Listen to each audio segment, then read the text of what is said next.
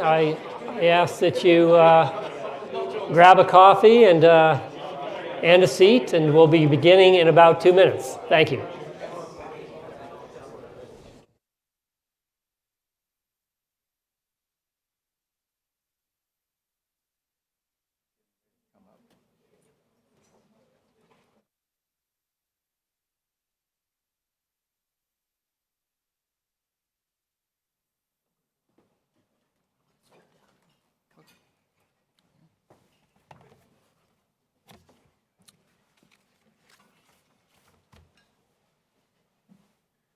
We'll wait for the coffee line to shrink.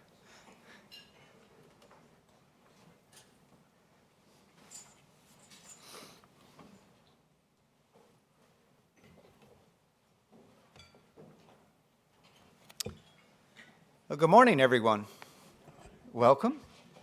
My name's Robert Armstrong. I'm director of the MIT Energy Initiative, and it's really good to have you all here for this release of the latest study out of the MIT Energy Initiative called Insights into Future Mobility. This is the result of a 3-year study, a group called Mobility of the Future, looking at light-duty vehicles and where that fleet will go globally and its impacts on climate change, driving patterns, and so on. Before I introduce Randy Field, who's the executive director of the study, who will then lead the remainder of the program, I'd like to say a little bit about the context for this and what we do at the MIT Energy Initiative, or MIGHTY as we pronounce the acronym at MIT.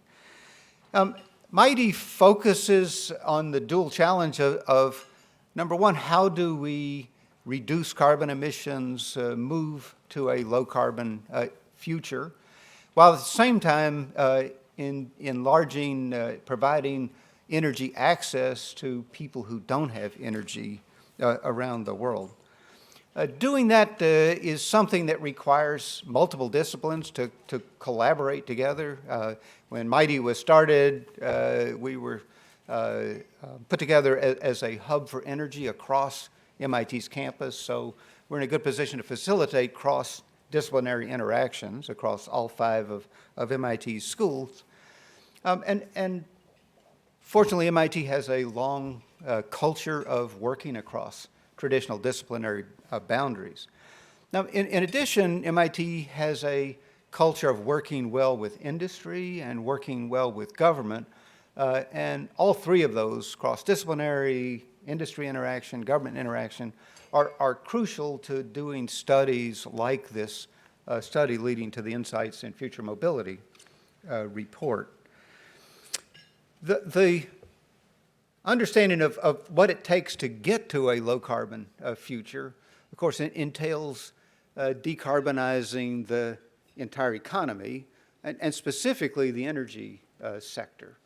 And within energy, there's the power sector, transportation, industry, and buildings, all of which need to be decarbonized. We began in the US and in large part around the world on the power sector because of the relative ease of going after large point sources of CO2 emissions. And we've been so successful in the US, particularly with natural gas replacing coal in combustion, with installations of solar and wind with ever-decreasing prices, that power is no longer the leading emitter in the energy sector. Now it's transportation. And so that makes this report particularly timely as we start to dig into pathways for reducing emissions and providing the services people want in mobility, particularly for light-duty mobility.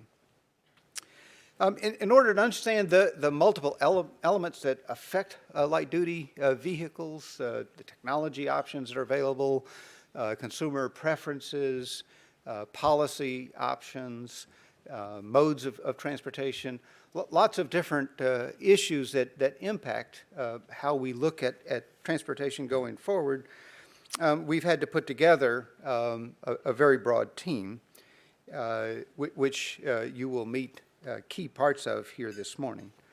I'd also like to mention that this study is part of MIT's plan for climate action. MIT as an institution is very committed to acting on climate change and to finding actions that we can bring to bear on campus, but more importantly, globally, in helping us reach a low-carbon energy future. So with that, I'd like to introduce Randy Field, who is the Executive Director of the Mobility of the Future study, and has done a masterful job of assembling the team and focusing it in this study. He is also Executive Director of a new Mobility Systems Center, which is launching basically informed by the results of this study. So we didn't quite get it all done in this study. There are a lot of interesting issues beyond light-duty vehicles as well as with light-duty vehicles. So with that, I'd like to turn it over to Randy, who will introduce the day and moderate.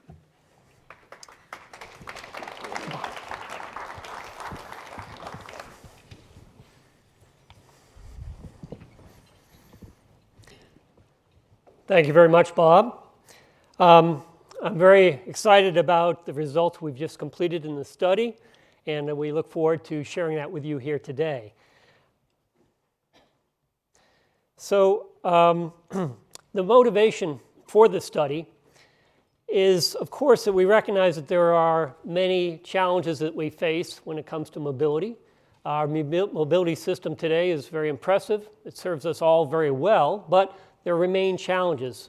First and foremost is the world is growing in terms of population. More people are moving into the middle class.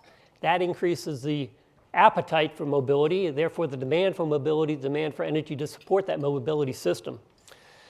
We also recognize that there is, of course, congestion in our cities, in DC and many other cities around the world.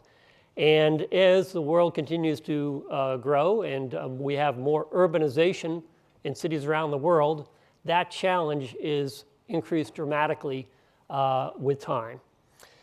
So we also recognize that our mobility systems is a major contributor to air pollution and to CO2 emissions and therefore climate change. And so that's one of the other challenges we face. And again, that is driven by demand, the growing demand for mobility, and the question, how do we deal with that, delivering that demand for mobility while simultaneously addressing energy and environmental concerns. We, of course, also recognize the very important issue of technology innovations, technology disruptions, and business model disruptions that can affect the way in which we travel, both in a positive way and potentially in negative ways. And then, of course, lastly is policy. We recognize that there are policies at city, state, and national levels which try to address issues of climate change, pollution, congestion, and so forth.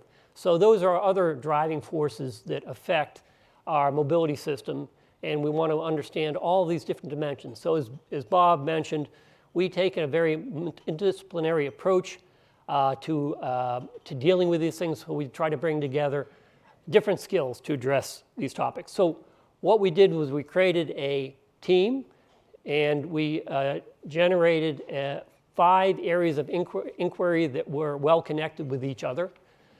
First and foremost is the question of, well, how does climate change policies affect the vehicle fleet of the future? That is, what will that vehicle fleet consist of in terms of powertrains? How much fuel will be used? What type of fuel will be used? And what will be the impact on society and on output, economic output from society?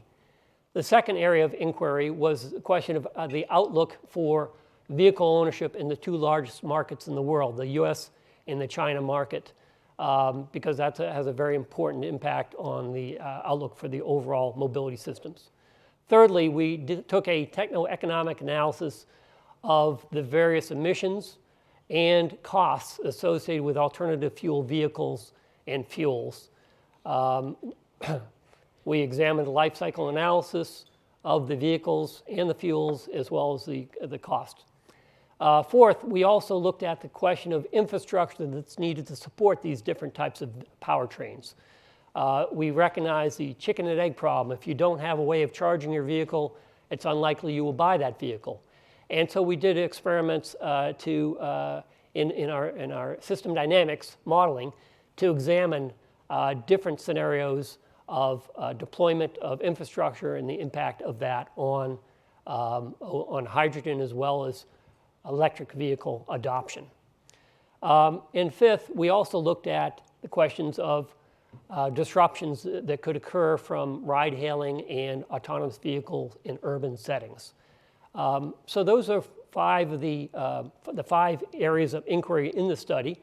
You'll find these results in our report, which is available online today at this website address. So what I want to do at this point is also recognize the multidisciplinary approach of our study.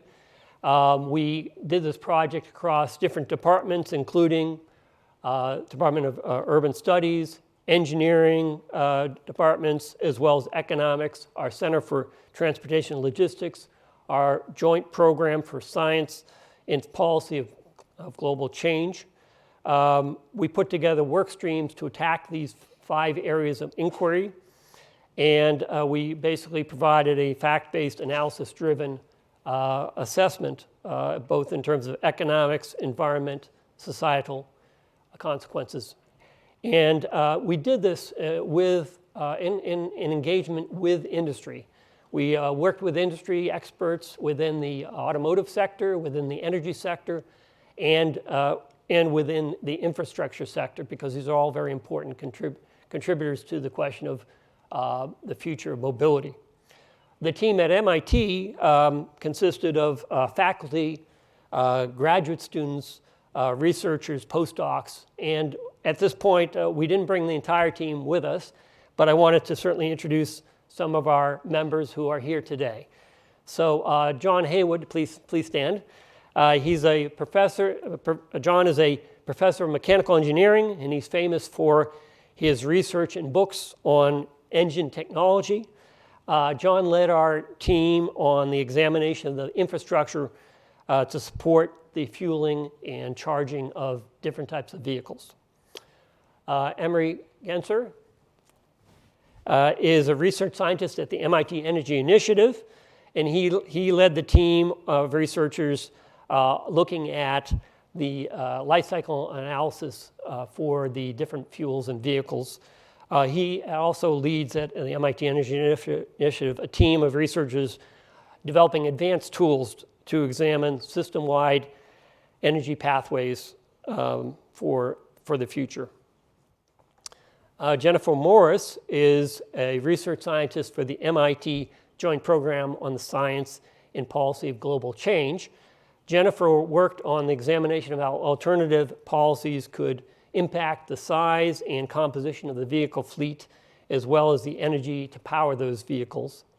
Abbas Gandhi was also working on the same team.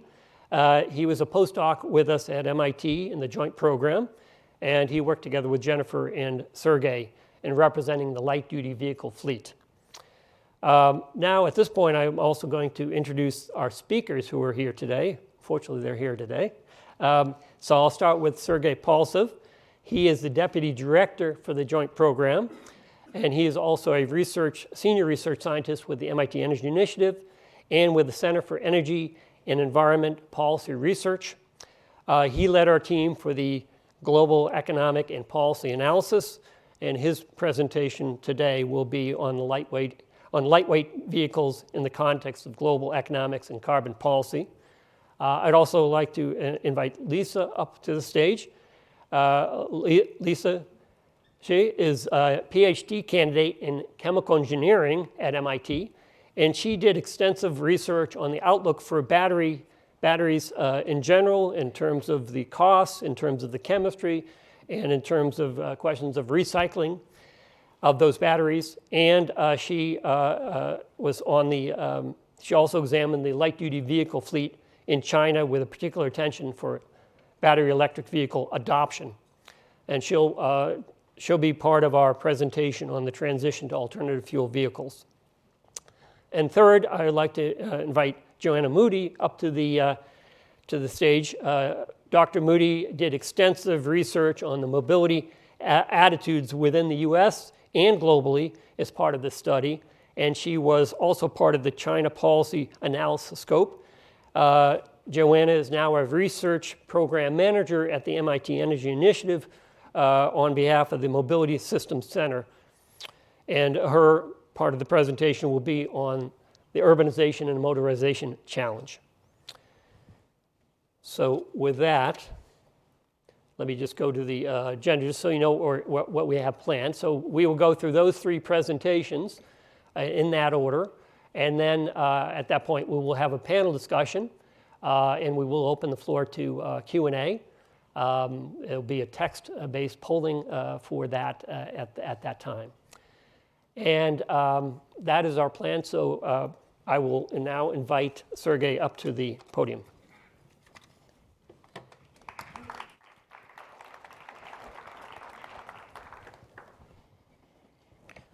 Okay, can you hear me well? Well, thank you for introduction. So, it's been a long journey. It's been a lot of discussions, and I'm really thankful for all the interactions with a lot of stakeholders and industry representatives and the policymakers which we had during this study. So, how do I get this going? Oh, okay. So what I'm going to do, well, those of you who know our research at the joint program knows that we have been advocating for efficient, well-balanced, and effective policies to deal with climate change mitigation. And so what I've decided to put here is the picture of the polar bear, since, well, if we are talking about the climate change, well, at least in our world, that's one of the poster pictures which represents, well, we need to do something about that. And, well, the joint program has been in existence for, well, more than a quarter of a century. And as you can see from your graph on the right, well, we still have a long way to go in trying to persuade the world to do those balanced and efficient and well-designed policies to reduce emissions. Because, well, the humans are not really going the way where we should be going in order to address these issues. So, well, the graph on your right shows the historic trajectory of how much emissions of carbon dioxide we are putting into the atmosphere. And you can see that, well, we are not slowing down. Well, if you are going to take a look at the statement which was supported by the majority of the countries, that we need to go to the targets where we are going to be well below 2 degrees, well, then, again, our research and research of other groups which are dealing with that, showing that we should be going the opposite way in terms of the emissions. We should be decreasing the emissions and hopefully approaching the net zero, well, sometime soon as we can. But if you're going to take a look at the actual emissions from the last year, well, some of the regions have made substantial progress, well, at least some progress in reducing emissions, but a lot of regions are still going the opposite way.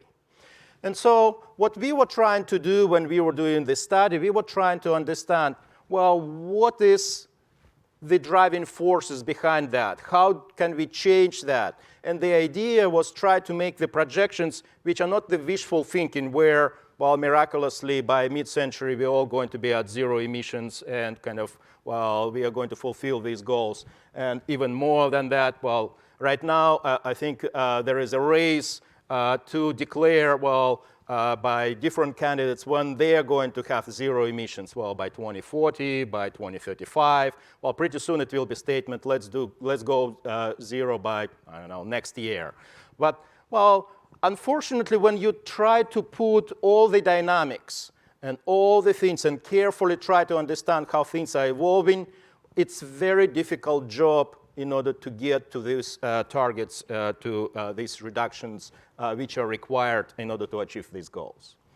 So the framing questions which we had for this study are, well, what are the impacts of the policies, both on transportation, on energy, on climate? What are the impacts on the demand of the fuel demands, on the vehicle demands, on the economy, how GDP is going to be affected, and what is the impact on the environment? At the same time, we were trying to understand what can we say about the evolution of the vehicle fleet. And what we have done, we looked at the 3 scenarios. And again, we were trying to understand, well, what is our best view in terms of what is going to bring us to these targets. So we've started with the scenario where, well, no Paris is in the books. And so the countries which made promises are not achieving, or the countries are kind of saying, well, we are not going to implement. So no additional policies in addition to what is currently in the books. That's our reference scenario. Then we have done a scenario, Paris forever. So it means that we have done assessments what countries have submitted to the Paris Agreement process in their nationally determined contributions for 2030. And so we look carefully, country by country, region by region, what it would be resulting in terms of the emission reductions based on those policies. And then we said, OK, well, we are not going to increase those policies. So it's still a lot of policies after Paris, after 2030, but there is no increase in the aggressiveness of the policies. And then another scenario where, well, we decided, well, the country already declared what they are going to do for Paris. And then after that, we said, well, then probably we need to increase, and countries will realize that it's not enough, again, to change the trajectory we are currently on, and they need to get to those 2-degree targets. So it means that after 2030, we have much more aggressive regime where we are reducing emissions aggressively and still consistent with 2-degree goal. Again, I want to stress that there are multiple pathways how to get to 2-degree. I wouldn't have time to speak about that in my presentations, but I'll be more than happy to explore that in the Q&A session, that it's not just one trajectory. So we have chosen one based on our climate model, which we have in-house, where we try to understand, well, what is the best trajectory, again, in terms of the economics, and which is going to enhance the welfare under these constraints, how to get to 2-degree. But there are many other alternative pathways which are going to bring us to this same goal. We also have explored a couple of the sensitivity cases. Some of them are listed here. We also looked at the China, and well, later on it will be more additional exploration of China, and I'll show you in the next graph why China is important. So these results are showing you the evolution of the light-duty fleet. So there are 3 scenarios. So the coloring scheme is going to be pretty much the same. So the blue, dark blue scenario is going to be reference. The Paris forever is going to be green. And the yellow is going to Paris to 2C. Well, except on that graph on your right, well, that's kind of the evolution of the fleet by region of our economic model. How that is evolving from current state to all the way to 2050. So one thing to note right away that we foresee a dramatic increase in the fleet in China. So that's our kind of middle of the road understanding where China might go. In our high case, we actually get into almost 500 million cars in China alone. So, well, you can eyeball that. That is going to break this chart quite dramatically. But that's where a lot of experts who are studying China in much more detail, seeing that as a plausible scenario where that is going to bring China.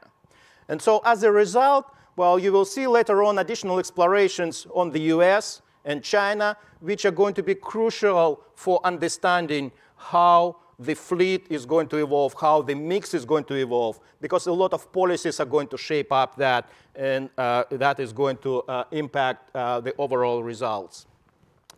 So the next slide is showing you the evolution of the battery electric and plug-in hybrid vehicles. So you see that it grows quite dramatically. So in 2015, it was about 1 million vehicles. And in comparison to the total fleet, which I showed you on the previous slide, well, that's about 1 billion.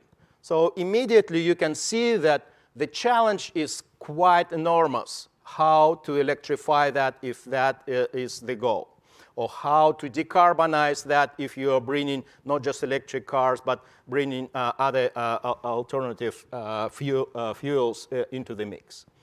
So again, we see the growth, quite dramatic growth in all the regions of the world. And again, China, even in this graph, is leading the pack. And again, in our optimistic scenario in China, we have even more dramatic growth of the electric car fleet in China, which has a lot of implications for many things. It has a lot of implications for car makers. It has a lot of implications for car manufacturing. It has a lot of implications for engineering in different parts of the world and how that is going to affect both the design of the cars, but also the requirements for the inputs of the cars. Because the electric cars are requiring somewhat different inputs, different motors. That requires different skills. Well, that is going to affect the market for lubricants, for example, market for lithium, market for copper. So a lot of things are dependent on how this is going to evolve over time. Well, again, sometimes in this area when we are working on the electric cars, you might be in the bubble of where you're hearing, oh, electric cars are coming and everything is going to be electrified very, very soon. Well, it's not here yet. And for example, I was in Chile a month ago, well, before all the things which erupted there in Santiago. And I was talking to the government there, and well, I was telling about this study, and their reply to me was, well, you know how many electric cars in Chile we have? I said, well, no, 412. So that gives you an indication that in many parts of the world, it's still not there yet. And well, you can be amazed by how many cars, I don't know, MIT professors have, or I don't know, somewhere in California. Well, that's not really the indication how the rest of the world is adopting that technology. Or you can take a look at Norway or other countries where it's supported. So it's still a lot of work needs to be done in order to make sure that that is going to be mainstream in all the places of the world. So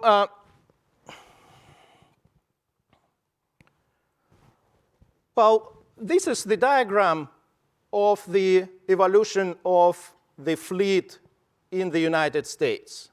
Well, one thing to note right away that you don't really see the complete switch for electric cars, at least in our projections, the way how we see where we're going.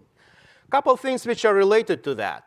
Well, one thing which one needs to understand that the internal combustion vehicles still improving in their efficiency, and they're getting more and more efficient, and they're staying competitive with that efficiency, at least in our understanding where the economics is driving this, with all the reductions in cost of the batteries and other things which are happening in driving, with increases in oil prices. It's still a very efficient way to provide the mobility services. Another thing to note, at least which is relevant to the United States, is when you're talking about the stock of the light-duty vehicles, well, about half of them are light-duty trucks. So if you're going to take a look at the passenger cars where the electrification makes more sense and more economic sense, it's only half of the fleet which is in the United States. So you see the statistics for 2015 where out of, well, about 250 million light-duty vehicles in the US, only 122 are passenger cars. So you have much more difficult task to convert well, those heavier vehicles into the electric power. And well, that is also the overall trend globally. So if you are going to take a look at the percentage of SUVs and how much the world is buying and switching to SUVs, you will see that that is increasing steadily. And if 10 years ago, the global sales were about 20% of the SUVs in that market. So now it's approaching about 40%. And in the US, it's half of the sales are SUVs. And so again, the users are making those choices, which shows, well, that they value this additional comfort. They value that additional size, and they're making their choices in order to show, well, this is what their preferences. And so the electric cars, electrification of that segment is also going to be extremely important in understanding how that is going to happen into the future.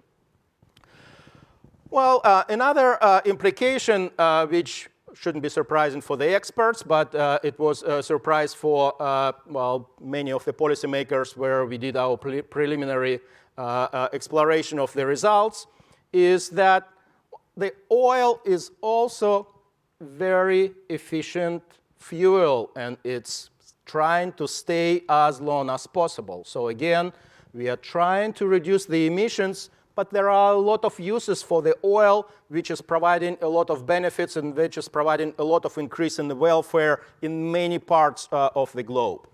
And so you can see our trajectories for global oil consumption and the US oil consumption on these graphs in these three scenarios. And you see the reduction, in some cases dramatic reduction, but we are not really zeroing out on oil because it's still a big segment in the heavy-duty vehicles. It's still a big segment in petrochemicals. It's still a big segment in airline transportation. So it's a lot of places where oil is still going. So it means that, well, whatever the policy we are creating, we need to understand these dynamics. We need to understand how to better design the policy which is going to address all these implications. Well, what is driving those reductions and what is driving these wages? And how the oil market is behaving in our scenarios. So hopefully these numbers for the prices are going to illustrate you what is the economics and how that is affected by the policies. The table on your left shows you our estimates of the price of oil. So oil is global traded commodity. So here we are representing the oil prices in these three different scenarios, where you see that in the reference, well, due to increased demand, well, we still see some increase in oil prices. And you see that the policies are starting to affect the producer price. So immediately what you can see between these two diagrams, if you're going to take out the gasoline prices, they're going up. If you're going to see at the producer prices, the prices which oil companies are going to get, that's going down. So it creates the wage. So it means that oil companies are going to earn less and less. So you have the decrease in the oil use and also decrease in price. But the price at the pump is going to be higher and higher. And that also is going to affect the relative economics of the gasoline or internal combustion gasoline and diesel vehicles versus electric vehicles versus the fuel cell vehicles versus other modes of transportation. What is driving that wage? Well, those carbon charges, so carbon fees, either explicit or implicit. So that's the policies which are going to affect the relative prices, and the consumers are going to react to those relative prices. Well, in terms of the GDP growth, well, even we are trying really hard in order to remove the emissions as much as we can from the economy, well, we still see quite substantial economic growth. So the graph on your left shows you that GDP or economic growth is not affected dramatically by all these policies. And so we still see substantial growth while achieving these low carbon targets. So it's not that we are crushing the economy by these policies. So it's still, we see that, well, in this particular scenario, we see that the GDP is growing 125% relative to 2010 levels. At the same time, we have extensive exploration in our study that decarbonizing transportation or decarbonizing private transportation is not enough. So it's not enough to focus on some particular sector of the economy. What is also important is to make sure that other sectors also decarbonizing. And so we have shown that in some places in the US currently, actually if you switch from internal combustion vehicle to electric vehicle, you don't really have gains in terms of the emission reduction. In some places, that actually goes the opposite way. In some countries, it goes the opposite way. So it means that without decarbonization of the electric mix or electric grid, you're not really achieving the stated goals with electric vehicles. So you have to really push hard to make sure that you also have the decarbonization of other sectors. And that's exactly why we employed our economy-wide tool to show that it matters what you do in other sectors. And so on the graph on your right, you can see the trajectories of the decarbonization. And well, that last bar on your right shows you the story where indeed we have resolved the intermittency related to wind and solar. And so you see that the carbon intensity of the grid in the US in that case are dramatically lower in comparison both with the current state and in the reference case. So how we are progressing in terms of the global CO2 emissions? I already showed you that, well, it's a global problem. So it means that US study or China study or Canada study is not enough. We need to understand how the whole globe is addressing this issue, because it doesn't matter where that CO2 is emitted, in Ontario or Beijing or Washington, DC, it's going to affect the globe. So what we see is dramatic decreases in CO2. At the same time, our climate scientists, at least, well, in our best understanding what we currently have, show that, well, globally, that net zero by, well, whatever year, your favorite year, 2075, 2050, well, it's a great target. And so I would be very happy if we are going to get to that target. But that's not the end of the world. So what matters is that we are changing the trajectory. We are starting decreasing emissions. And we are decreasing emissions as much as we can and as much as possibly be done in the economic and efficient way. And so that's exactly our message, that we need to create those policies. We need to create those efficient policies in order to get us to those targets, because indeed we are showing that the climate impacts are quite dramatic, and we need to make sure we are addressing that, and we are addressing that seriously. So what are my takeaway messages? Is that climate change mitigation is extremely important. And we can achieve that, and we can accomplish that while still growing the economy. Also, that we see substantial penetration of electric vehicles. It's going to be driven by policies. It's going to be driven by economics. It's going to be driven by government incentives. It's going to be driven by consumer reaction in some parts of the society. But the rate of adoption really going to depend how the policies are structured. And so, well, that's exactly the big unknown. Well, how many of those policies are going to be sustained, and how many of those policies are going to be carried all the way to 2040, 2050, where different governor or different president or different mayor is going to be in power, and we will see how the public is going to react to that. Because we already have seen some of the examples in Paris, again, Santiago, and other places. You have to be extremely careful how to introduce those policies, because you may have some reaction which is going to make changes to your intended consequences. So also, hopefully, in my brief summary, I showed you that it's extremely important to focus on all sectors of the economy. It's not just about transportation. It's not about the power sector. It's about the whole economy. It's about agriculture. It's about land use. All these are needed in order to achieve the goals which are stated in the Paris Agreement. So transportation is not going to solve everything, but it has to be part of the solution. And if you don't like that future, if you want to bring that faster, there are policies. There are policies which are going to bring that faster. But again, we're all for smart policies, because we showed again and again and again that if you are not going to do that right, the cost of the policy can be 5-fold, tenfold. And so again, you have to be really careful how you're designing the policy in order to achieve the goal in the most efficient way. So thank you very much. I think that's the end of my presentation.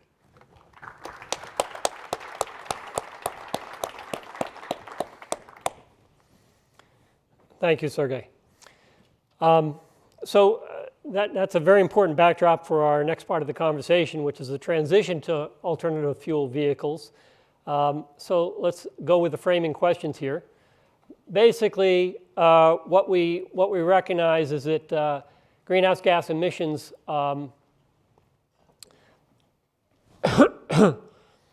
what we want to do is to identify the greenhouse gas emissions for different types of vehicle powertrains and how do they compare with each other under different circumstances.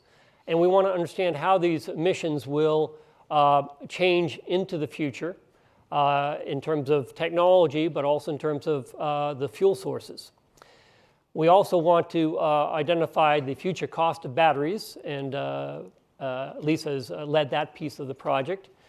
And fourthly, we want to identify the relative costs of owning different types of vehicles, because it's not simply the purchase cost of a vehicle, but what is the overall operating cost and purchase cost combined together. So let me take you through some of this. So what we did is a apples-to-apples comparison against different vehicles that are similar in characteristics and size, but with different powertrains. So we looked at internal combustion engine vehicles, hybrid electric vehicles, plug-in hybrid vehicles, as well as battery electric vehicle and a fuel cell electric vehicle.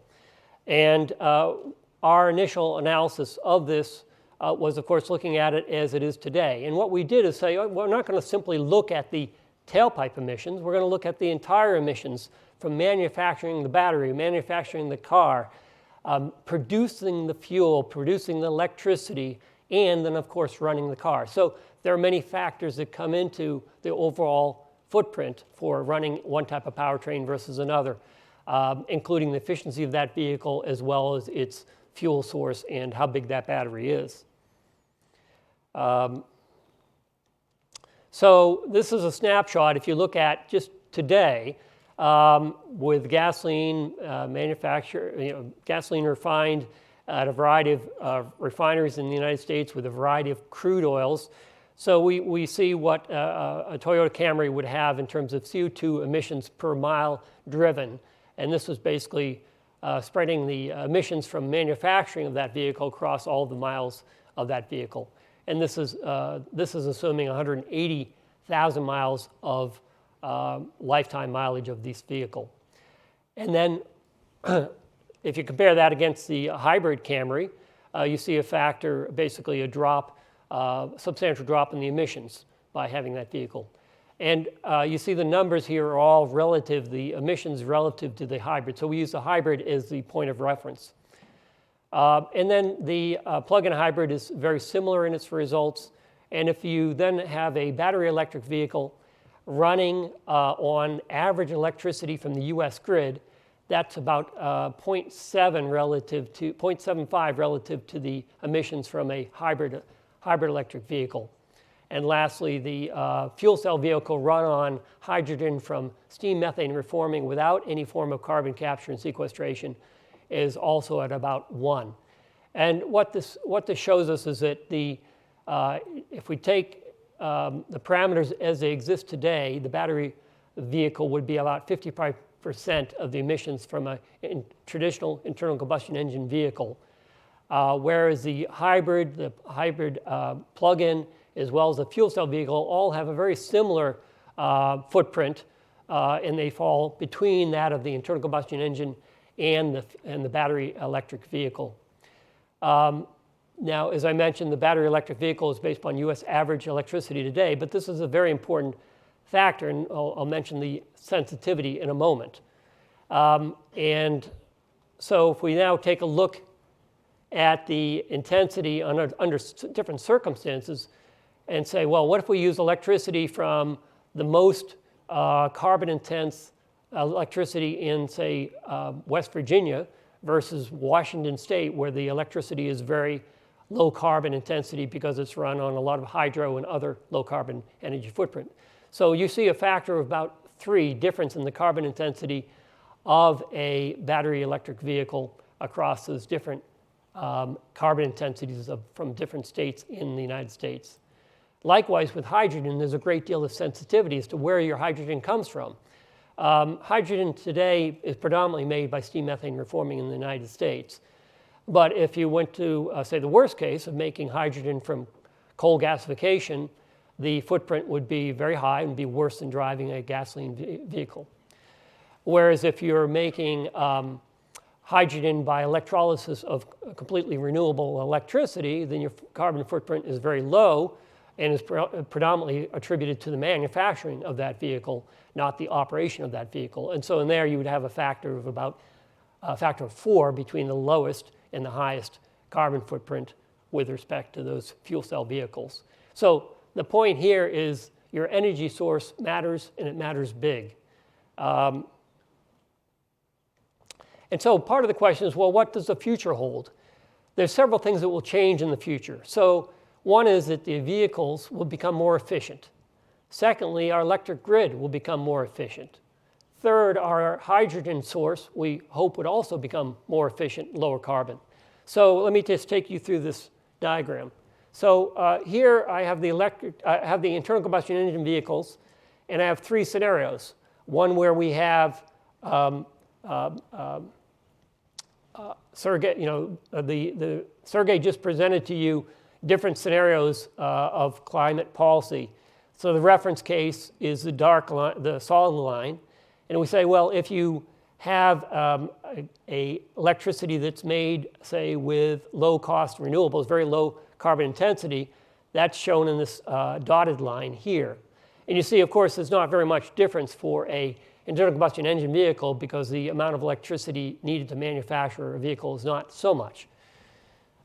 Whereas if you look at the battery electric vehicle, there's a great deal of sensitivity to the electricity source because every mile you travel is traveling on that particular energy source.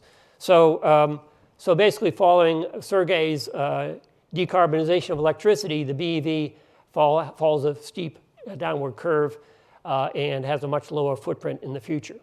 One of the observations, though, is that under many scenarios, the level of decarbonization of the grid in the United States doesn't decrease by more than a factor of 2. And under that circumstance, if you look at the ratio of a battery electric vehicle to a hybrid vehicle, it's relatively flat. That is, the rate at which the internal combustion engine vehicle efficiency improves is on par with the rate at which the electricity decarbonization of the US grid decreases. Therefore, your ratio does not change very much over the course of the next 30 years under those scenarios, which is counterintuitive. We all assume as you go to a lower carbon electric grid, the battery electric vehicle will get better and better, but of course it's competing with improving efficiency of vehicles, assuming that we continue to push on CAFE standards and fuel efficiency of our gasoline vehicles in the United States. Now let's take a look at hydrogen.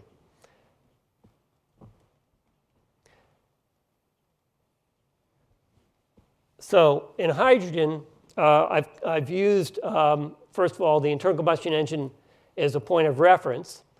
And what we see is that today, as mentioned earlier, if you were to run a hydrogen fuel cell vehicle by electricity using the average US grid electricity at the moment, it'd be worse than running a gasoline vehicle. But of course, that's not the intent. That is, when we talk about hydrogen fuel cell vehicles, it's not about as the system exists today, but it's a question of what does the future hold? And the expectation is if you're going to push towards a low carbon future, you're going to develop methods of making hydrogen in a low carbon manner. So therefore, we look at, well, what does the future hold for fuel cell vehicles into the future? So if you run on electricity, electrolysis to make the hydrogen, it becomes more attractive out in the years in the future under that scenario. And then if you say, well, if I have my fuel cell vehicle run on hydrogen by electrolysis purely by wind power, it becomes the best option. Likewise, we say, well, what if you take steam methane reforming and do carbon capture, that would put you basically on par with that of a battery electric vehicle. So again, the key point of this message is when we look at relative advantages of different vehicles, it's certainly important to look at how it exists today, but it's more important to look at how it will be in the future, both in terms of efficiency and the source of your energy, whether it be electricity or hydrogen. So key takeaways from this part of the session on life cycle analysis is that given the current electricity grid, the BEVs currently have about a 45% advantage over internal combustion engine vehicle, whereas the emissions from the hybrids, the plug-in hybrids, and the fuel cell vehicles are roughly 72% of that of an internal combustion engine vehicle. But more importantly,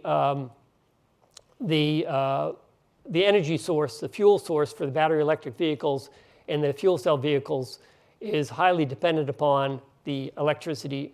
The footprint of those vehicles is very much dependent upon the footprint of electricity and hydrogen being used for them. So that any policy we have to drive the deployment of these alternative fuel vehicles should be done in an accompaniment with decarbonization of the electricity and hydrogen that will be used to fuel them. And of course, we'll also recognize that the greenhouse gas emissions from all different types of vehicles is expected to decline because of the fuel efficiency of those vehicles and the decrease in the carbon intensity of the electricity and the hydrogen. And before I go to the next stage, I just wanted to emphasize that this piece of work was led by Emery Genscher and his team. So now I'd like to call Lisa up, and she's going to share with us her work on battery cost analysis. Okay, so hello everyone. So you might have questions in your mind asking are battery electric vehicles really our future? If so, how close are we? So recognizing that the battery electric vehicle could significantly reduce urban local pollution and the carbon dioxide emission, of course, if the electricity is produced in a low carbon way. Governments around the world are pushing very hard toward the widespread BEV adoption with a variety of policies, especially China.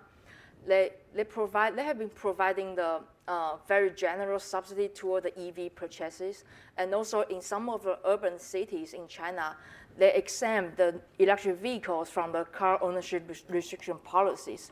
So this further boosts the local EV sales. And if you look at the 2017 and 2018 sales number, China is contributing over 50% of the global EV sales. And recently, the government even introduced the mandate called the dual credit scheme mandate. Basically, the mandate requires the automakers have to sell at least a certain percentage of the vehicle powered by battery instead of gasoline. So we expect that this will further increase the global battery production volume. And as the production volume increases, as we can expect, the EV price will drop. When the EV price dropped enough, become cost competitive or even more cost attractive than the counterpart gasoline vehicles, we expect the BEV will gain stronger market share even without the subsidies or mandates. Key cost component in electric vehicle is battery. In the past 10 years, the battery price have dropped rapidly, but it's still a significant contributor to the total EV purchase price. Okay. So in order to answer our battery electric vehicles with our future, we have to first understand the outlook for future battery cost. So again, EV offers great societal benefits, but the current market penetration is still impeded by high vehicle price, or in more specific, high battery prices. The current best battery chemistry using in the passenger mobility is lithium-ion NMC, which stands for the nickel, manganese, and cobalt. However, it is believed that there may be challenges in rapidly scaling the material uses associated with lithium and cobalt in the short term. You might have noticed that over the past few years, in order to secure the raw material that are critical for EV battery, battery makers are signing up a huge deal with the material producers. Further downstream, automakers are also racing to lock down the supplies of a battery in order to make sure they have the capability to scale their EV manufacturing in the next decades. So these announcements highlight the fact that the large-scale EV adoption really depends on the reliable supplies of battery materials, and we should be taken into account when we try to project the future battery cost or the future EV penetration globally. Okay. We built up the model called two-stage learning curve model based on the supply chain of the EV battery industry, as this diagram shows. From the very upstream is the mining company, toward the material producers, like chemical company, and then toward the battery cell, battery pack producers such as the Cattle, Samsung, and so on. The very end in this case is electric vehicle. Considering that the fact over the past few years, more and more automakers have already or like aiming to integrate their manufacturing process in order to reduce their reliance on outsourcing the battery supplies, we expect and assume in the future the whole supply chain will mainly consist of two major players. One is the material producers, and another one is battery automotive corporation. So that's how the two-stage learning curves come from. And learning rate is defined as a cost reduction when the cumulative production volume doubles. Based on our study, we found out that the learning rate in the first stage material synthesis is only 3.5%, which is much lower than the learning rate found in the battery production, the second stage, which is the rapidly improving technologies. This also implies that the recent big reduction in battery price are mainly driven by the learning effect in the second stage, not the first stage. Okay. So the figure here shows basically shows the result of our two-stage learning curve model projection. The y-axis is in a log scale. So as you can see, in the past 10 years, the battery pack price dropped very rapidly. And of course, the battery price will keep dropping when the production volume increases. But we found out that the whole reduction process will slow down after 2025 to 2030. This is mainly because of the growing contribution of the material cost. Because the battery pack price cannot keep dropping, it will be limited by the raw material cost. And that is ignored in many previous published studies. So from our two-stage learning curve model, which capture the practical limit set by the material cost, suggests that even out to 2030, the battery pack price target of $100 per kilowatt hour is still unlikely to achieve with the NMC battery chemistry. So that also gives us ideas that if the whole world are pushing or forcing the widespread BEV adoption, someone in our society have to pay that incremental cost. Either the government in the form of gasoline tax losses, or the automakers, or car purchasers from consumers' perspective. Yeah. So next, going to the total cost of ownership.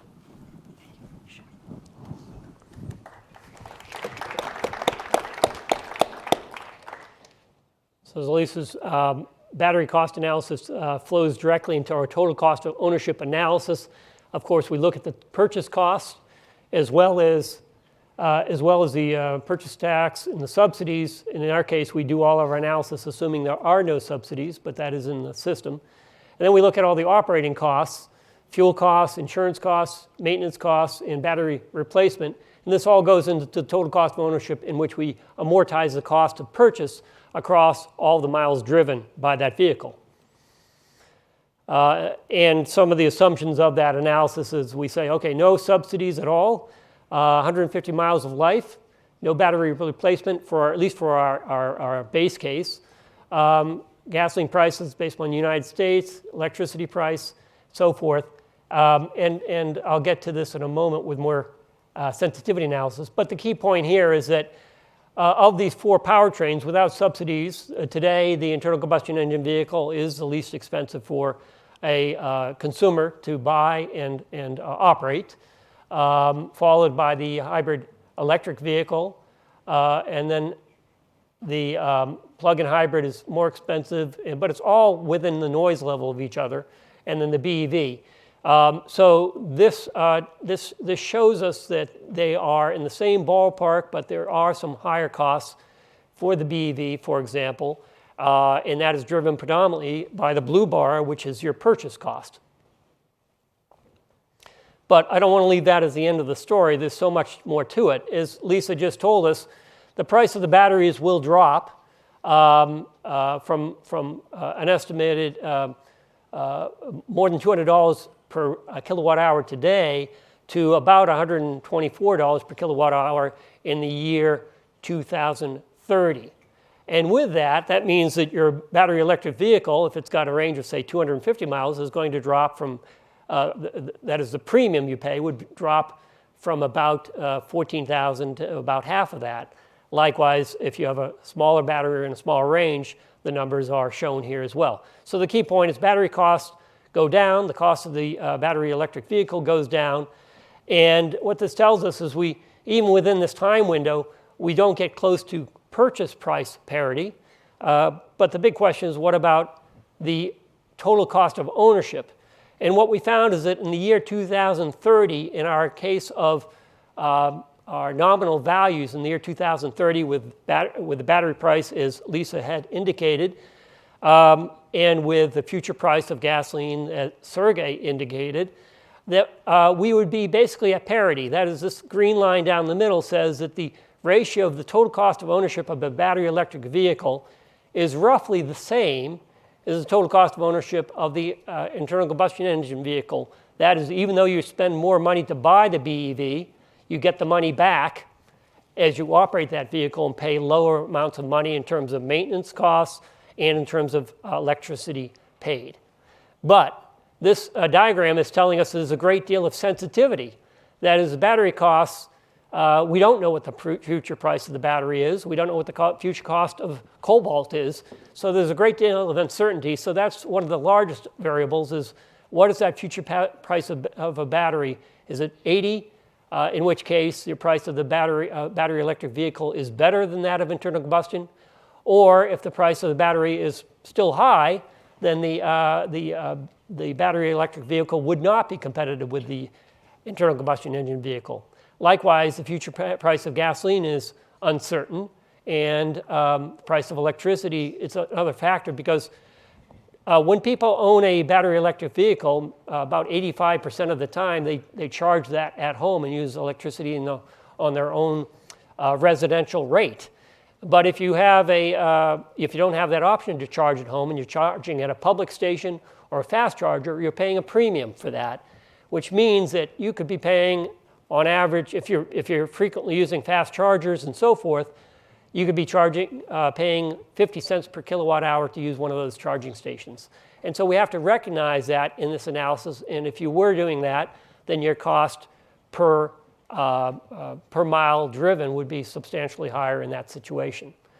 Likewise, the battery size is very important. You know, if you were to buy a vehicle with only 100-mile range in the year 2030, it would be very price competitive, of course, with internal combustion engine vehicle and would actually have an advantage. But we also recognize that people in general are looking for vehicles that have a range of well over 200 miles with their battery electric vehicles, and therefore that's indicating our reference assumption here. So the key point here is there are many different variables that affect the relative cost of these vehicles, and at the end of the day, they're all in the same ballpark, and therefore in the future, it will often be a question of convenience for charging and refueling and range anxiety that will drive many consumers in making their decision in the future. So today, internal combustion engine vehicles have advantage of both economics and convenience. If China is to stick to its plan to dramatically push battery electric vehicles, that will give us the production volume increases that will help drive down future costs of batteries by the learning curve analysis. And we also recognize that large-scale production could bring the cost of internal combustion engine vehicles, battery electric vehicles, on par in about the year 2030. And as I just mentioned, once the economics are looking favorable for battery electric vehicles, the question of uptake by society will be driven by convenience for the consumer. And so taking this together with Sergey's analysis, we're basically saying on our carbon policy that gets us to 2 degrees C, in which basically you put a carbon price on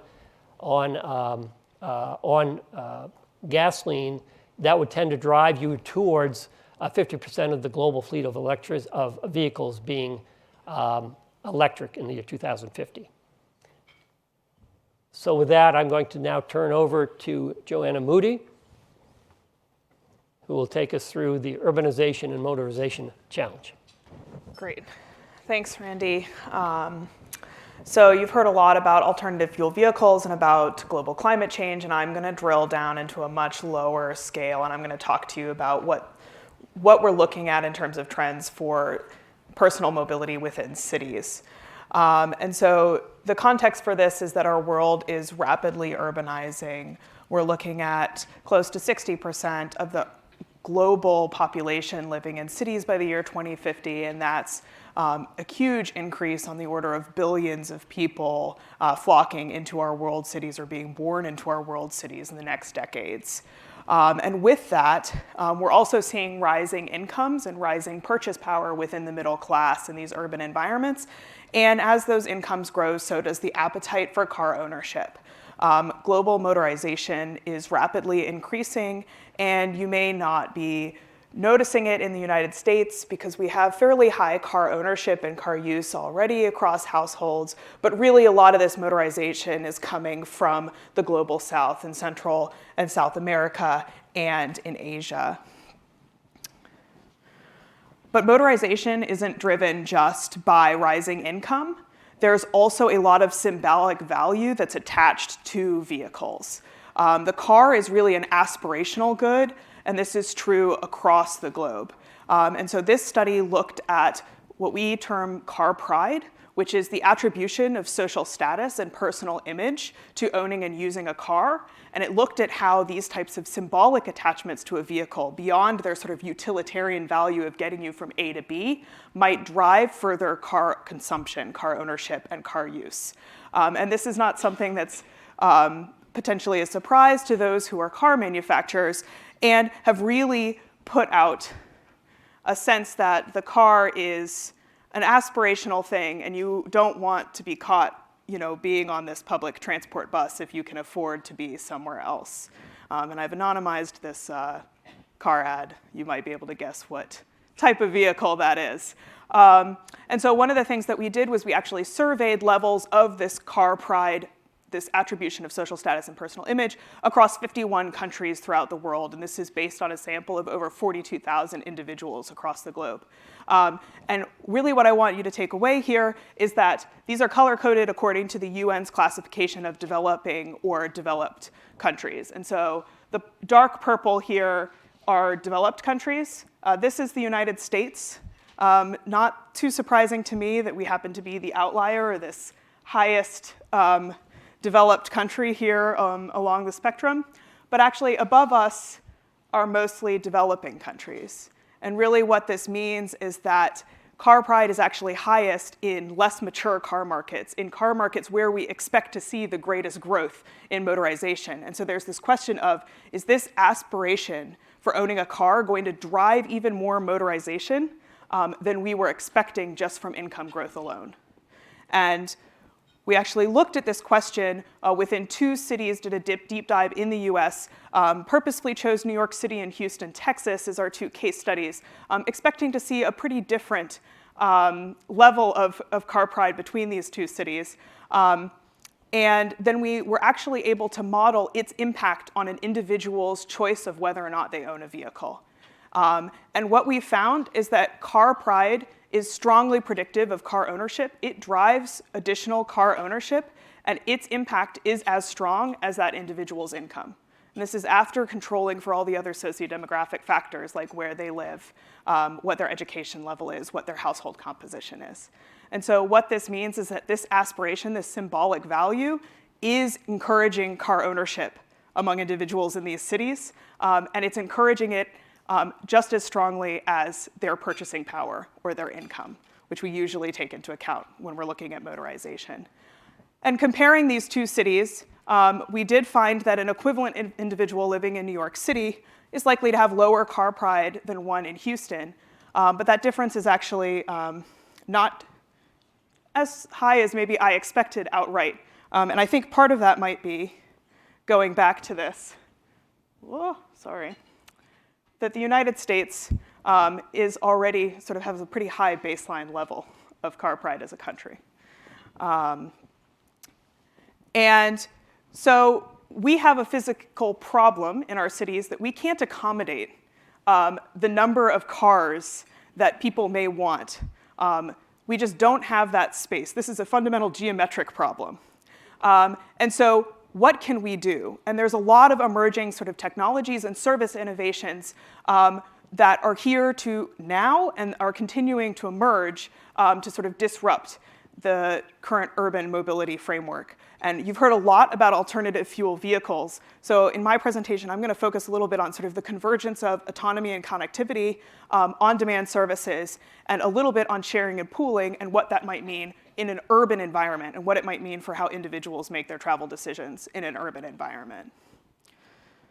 So one of the things that we modeled is what happens if you introduce a really low-cost, ubiquitous, on-demand mobility service in cities. And what we found this is modeled for an archetypal, very dense transit-oriented city. So you can imagine something like New York City, something like Singapore, something like London. And what we found is that if you introduce what we call an autonomous mobility on demand, but really this just means a really cheap version of Uber and Lyft, that you are taking some people away from their private cars or from carpooling, but you're actually taking more people away from mass transit. You're taking people away from walking and biking or active mobility. And what that means is actually you see an increase in congestion and vehicle kilometers traveled. So the black line here is this base case, the current day. This is with the introduction of an autonomous mobility on demand service. And here I'm actually showing you two very different types of cities, and we actually find that this is true across the board, across different types of cities. And so it's true in these dense transit-oriented cities, think New York City. It's also true of pretty sprawling auto-oriented cities. You can think of something like Houston, Texas. And so this means that if you provide a low-cost, door-to-door mobility option, people are going to switch from active mobility and transit more than their own private car. And that's going to put more vehicles on the road and actually make your system less efficient. But there are policies or actions that we can take to help mitigate some of those negative consequences. And one of them that's often talked about is introducing these on-demand mobility services as an integrated system with public transit. And so really you're asking them to provide first, last mile access to transit stations, not to serve door-to-door travel. And so what we find is that in these cities, when you integrate the mobility on demand service with transit, you can really expand mobility, but limit the negative consequences in terms of vehicle miles traveled and in terms of congestion. And so you can expand this mobility, you can serve more trips, you can get people where they need to go, and you can get them there conveniently, but with a little bit less of the negative consequences that you might have on the overall system. And finally, a lot of people ask, where are autonomous vehicles now? Where are they heading? How soon is this type of low-cost autonomous mobility on demand system going to be on our roads in cities? And I think this study has really shown that autonomous vehicles are not close to widespread adoption. And there are huge barriers to this, and a lot of them that we talk about are technological. These are things like advances in the sensors, the cameras, to be able to operate in extremely heterogeneous urban environments, in poor weather where visibility may be bad, where glare could affect the sort of sensors as well as the sort of algorithms that are processing those images. But there are other barriers beyond the technological. The technology is advancing, but the regulatory frameworks, particularly regarding safety and the oversight of these vehicles, public perceptions, those are moving more slowly and are a little bit less understood in terms of where are we going with those? How are they going to potentially be a barrier or even a driver of the adoption of these vehicles? And I would say this is the culmination of a 3-year study. At the beginning of the study, I would say we were about here on, this is the technology hype curve. We were here at about the peak of inflated expectations. People were talking about autonomous vehicles are going to be on the roads in the next year. Well, it's 3 years from then. They're still not here.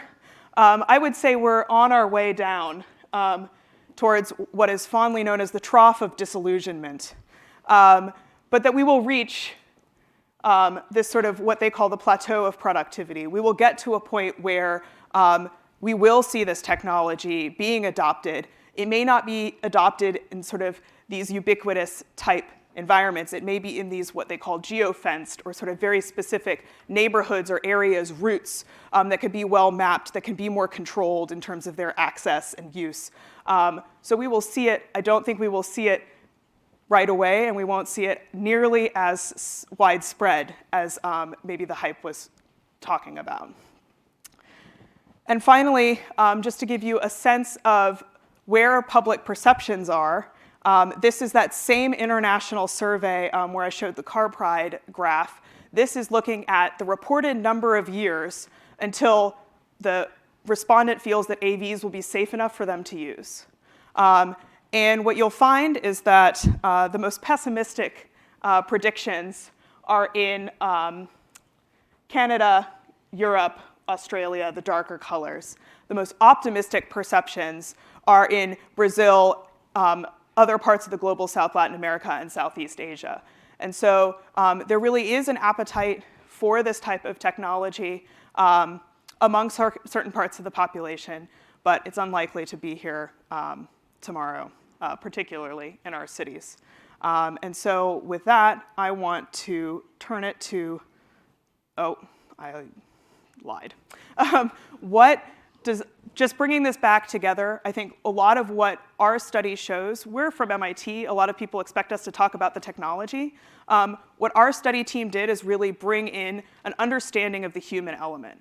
What are the impacts of policy on the way this technology is going to be developed and adopted, and what is the role of the consumer in sort of pushing this one way or another? And really what it found was that emerging technologies and service innovations have as much potential, particularly in cities, to exacerbate problems as they do to fix them. And so really the balance of their benefits and externalities are going to depend on how consumers view them and adopt them, and how policymakers shape their introduction, shape their deployment, and also shape those consumer preferences. And so with that, I'm going to turn it over to Randy to handle the panel discussion. Thanks. And we have instructions. Yes. Good? Oops. Oh. Here we are. Can you, oh, let's back up. Great. Good. Yeah, you're good. All right. Still up for them. So at this point, we're doing a panel discussion, and I'm going to lead off in this panel discussion with questions for the panel. But while I'm doing that, if you have any questions you'd like to put to the panel, please text them via these instructions here, and then we'll try to cover as many of those questions as possible. Okay, so I think I'll just start.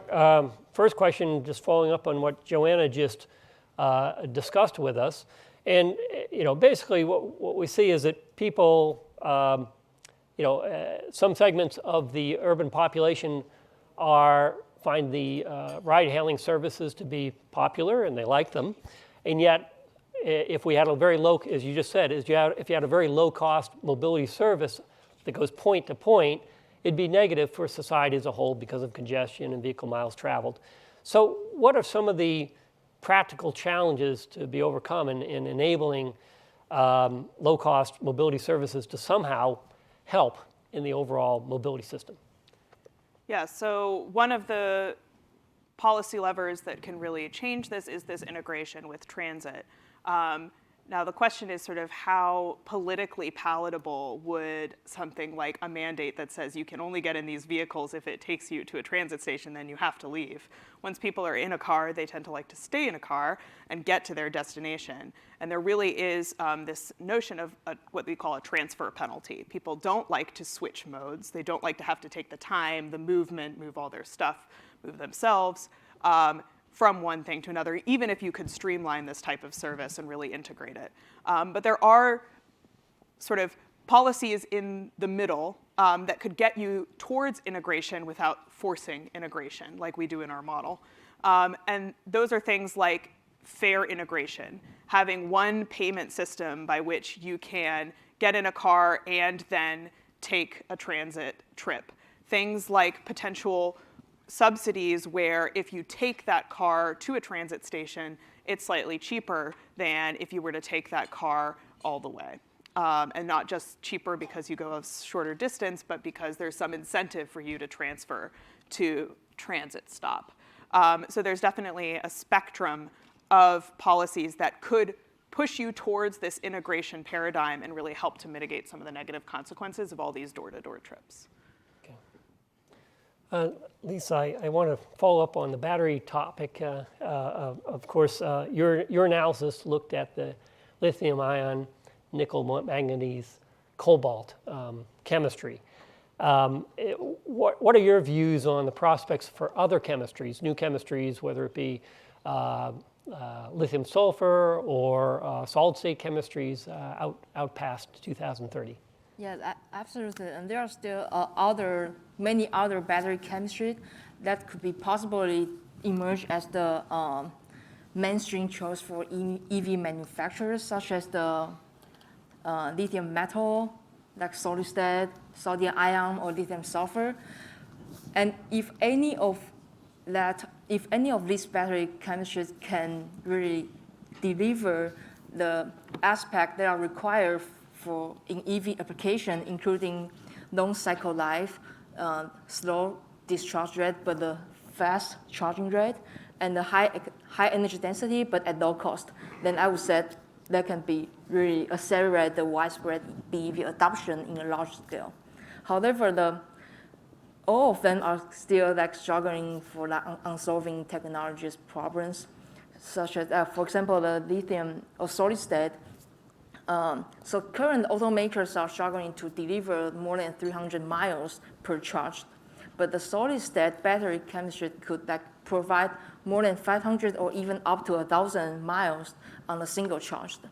But the physical limitation of a solid electrolyte is reduced to make them less conductive compared to their liquid counterpart. This is because of the lower ion diffusion across the materials. So same as the lithium sulfur, still have other. So the researchers are struggling to maintain the reliable and the full utilization of reactive materials. So still so the technology are still improving, but from my point of view, it's still a long way to go to be really applied in the EV application. But I just want to highlight or clarify that I'm not saying these battery chemistries are not promising. But for EV applications specifically, it's difficult.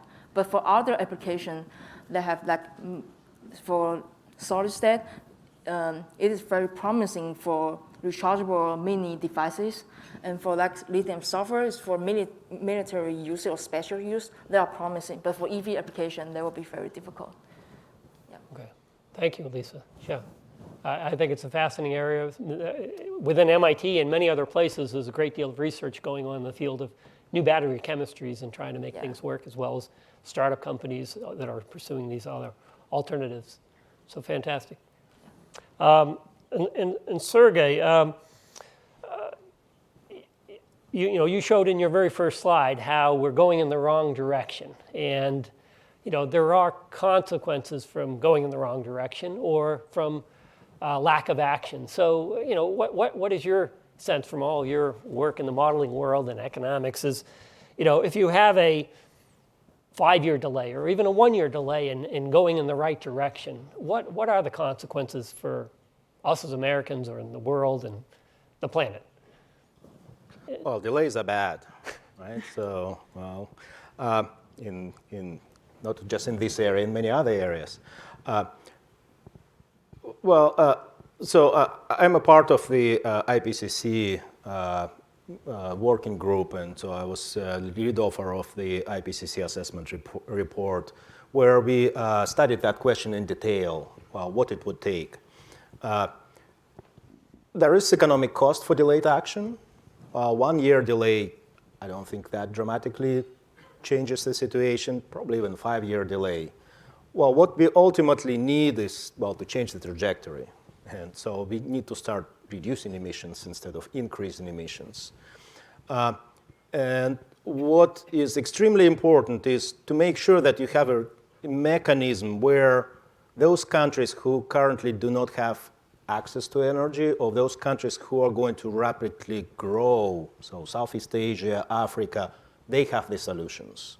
And so it means that the technology, and again, we are from MIT Institute of Technology, so in my previous life I was an electrical engineer, so I'm okay there, but now I switched to dark side, so I'm an economist. So what matters to me is, what is the economic driving? What is society driving to where we are going to go? And that's the key question, because if you're going to take a look at those areas which are going to grow fast, again, Africa, Southeast Asia, other places, their income levels are much lower than the income levels of the US, of the EU, and other places where this push for new technology, which is currently more expensive. So it means that we need to find a way, how to make sure that it's not only we are adopting the technology, but those other places are adopting the technology. So our research on the climate impact show that sooner we start, better we are. So I'm all for much more aggressive targets and designing very good policies how to support much more aggressive targets. At the same time, I don't want to paint a picture that, if we delay by 1 year or 5 years, okay, we are gloomed and done, and there is going to be global catastrophe. So I don't think that's the case. But we'd better start acting, right? And we better start reducing the emissions. Yeah, and by having that action going in the right direction, you're sending ideally long-term signals to industry and to people that allows them to then plan for the future. And to follow up on that, that is going to affect a lot of things. So let's take a look at car manufacturing, right? So it's internal combustion vehicles incredibly efficient. Why? Because it's many years of very smart engineering which were put into this technology. And so as a result, we are making things better and better and better.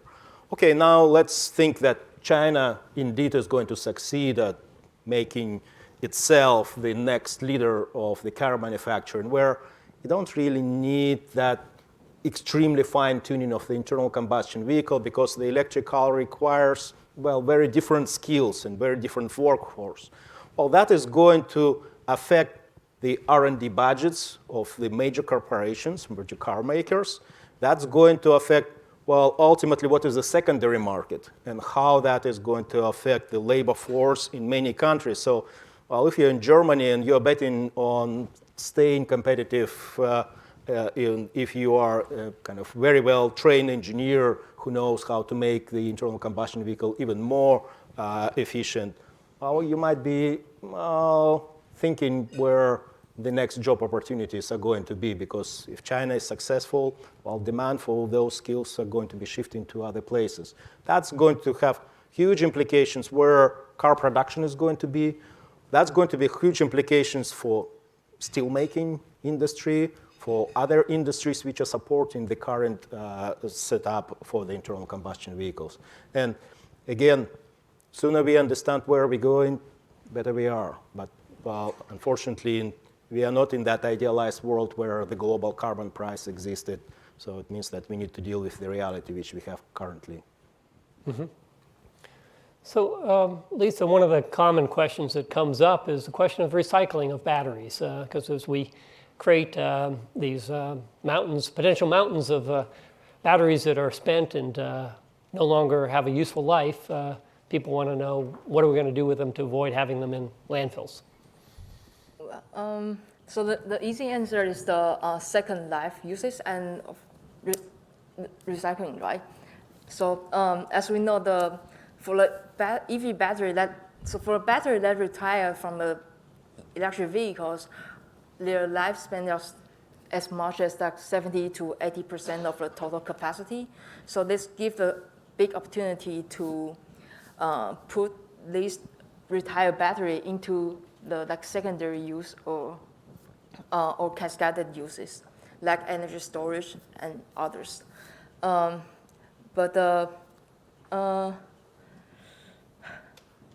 Yeah, but for recycling,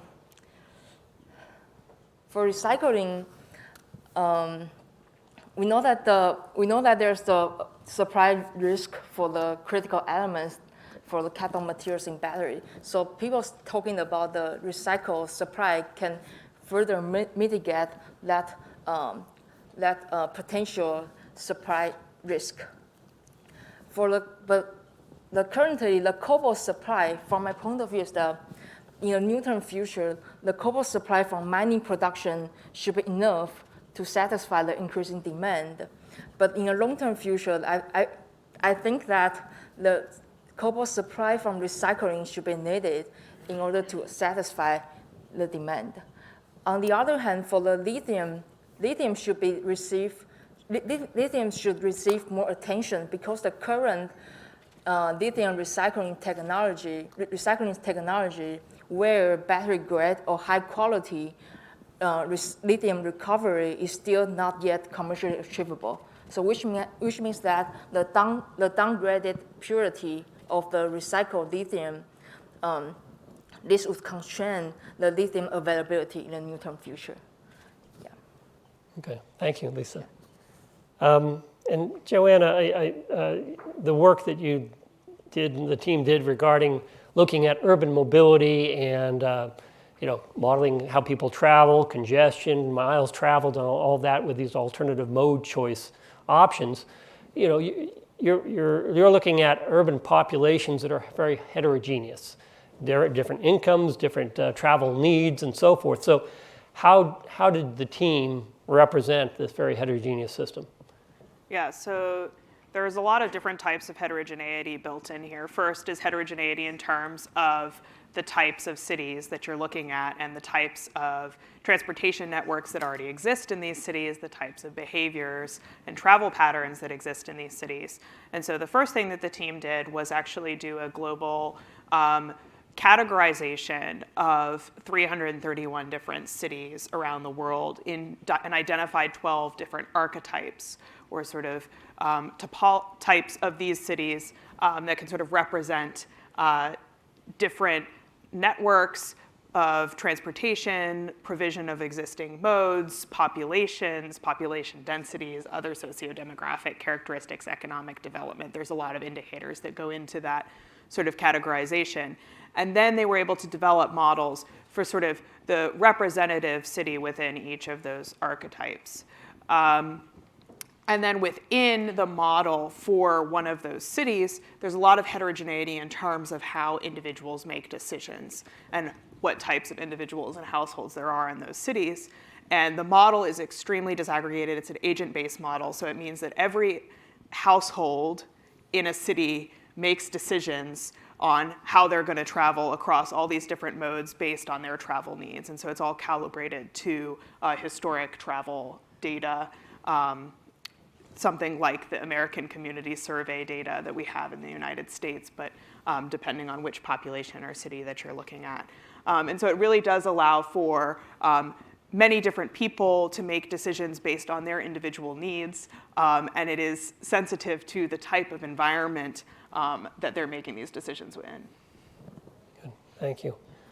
So I'm going to start incorporating some of the questions from the audience. But first of all, I want to talk to the general, well, there's a question about biofuels, but I want to make that broader because there's interest in alternative fuels of various types, including hydrogen, which we spoke to briefly in today's session, and then, of course, biofuels, which is a question from the audience.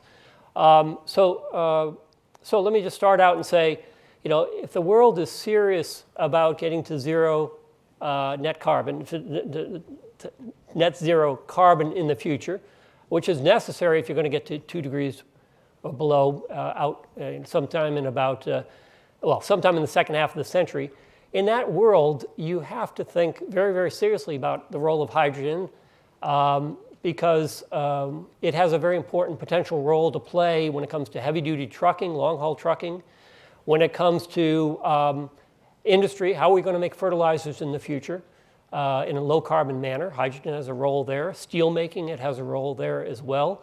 In other parts of industry sector, there's also a potential role for hydrogen in heating purposes, and it has a potential role as an energy storage in the electric sector. So with all these different types of roles that hydrogen could take in a net zero world of the future, that could create a large hydrogen ecosystem, and that large hydrogen ecosystem could then support some deployment of hydrogen for light-duty vehicles, particularly for long-haul uses, long-distance travel. Our key thinking in our study is that these other drivers for a hydrogen ecosystem are much more practical when you have a large point source and point demand, as you would for heavy-duty trucking or for industrial usage. And so ideally, you would like to see hydrogen economy be formed around those sectors of the economy, and that the light-duty vehicle fleet could come later and could be potentially a hybrid between electric vehicles for shorter range purposes and then hydrogen in the future for longer range purposes, but building upon the infrastructure for a hydrogen ecosystem of the future in which there are first point sources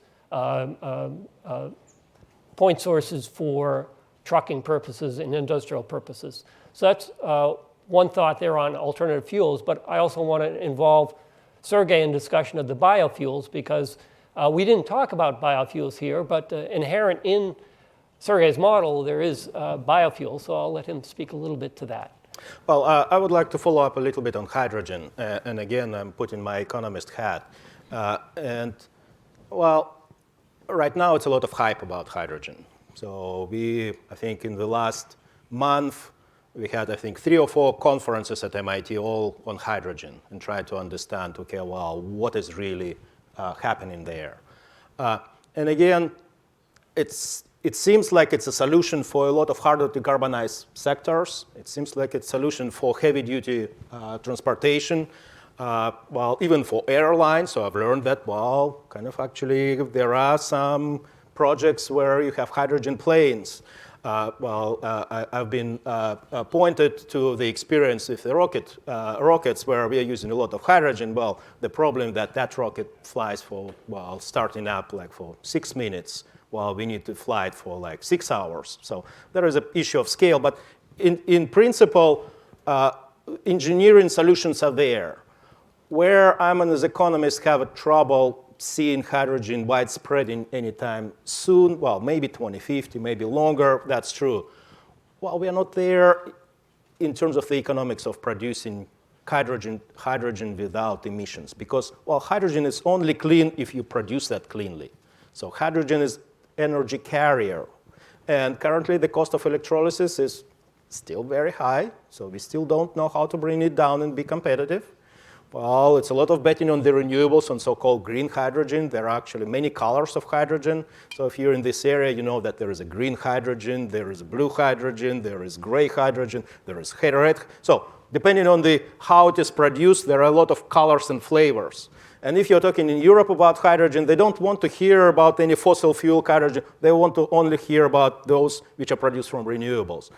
Oh, the economics is not there. Good luck. So if you're willing to spend tons of money and make sure that, well, that's where you want to go, technologically it's possible, but it's still, I don't kind of see that that is going to happen very, very soon.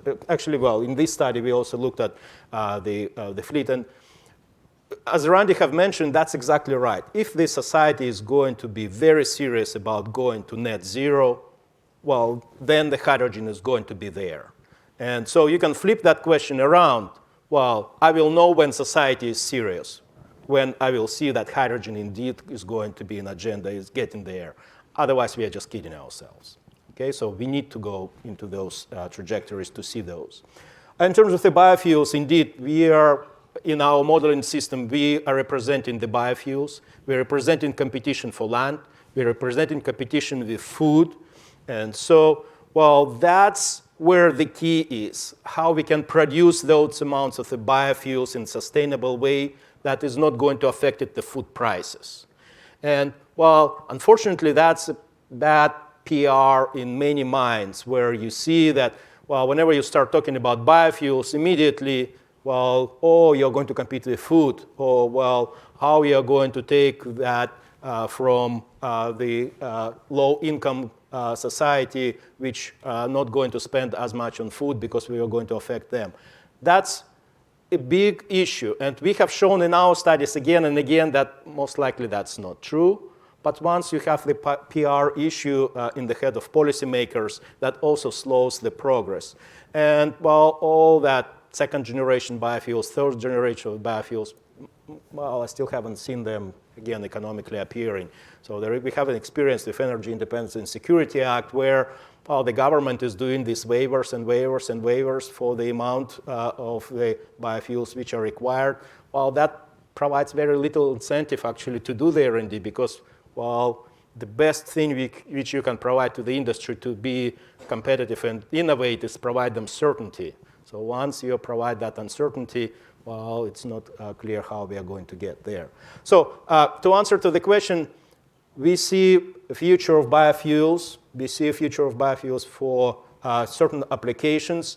That relies on the assumptions, well, how successful we are going to be in second-generation biofuels, how successful we are going to be in increasing the crop yields and agricultural yield productivity.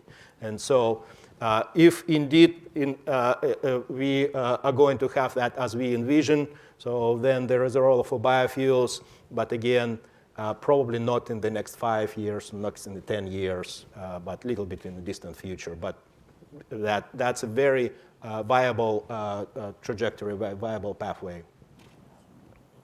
Thank you, Sergey. Well, we have a lot of interest in the topic of car pride. So I'll ask Dr. Moody, how do we know that the car pride drives car ownership and not the other way around? Yeah, that's a great question. So there's a big debate in this sort of broader space of do attitudes cause behavior or vice versa.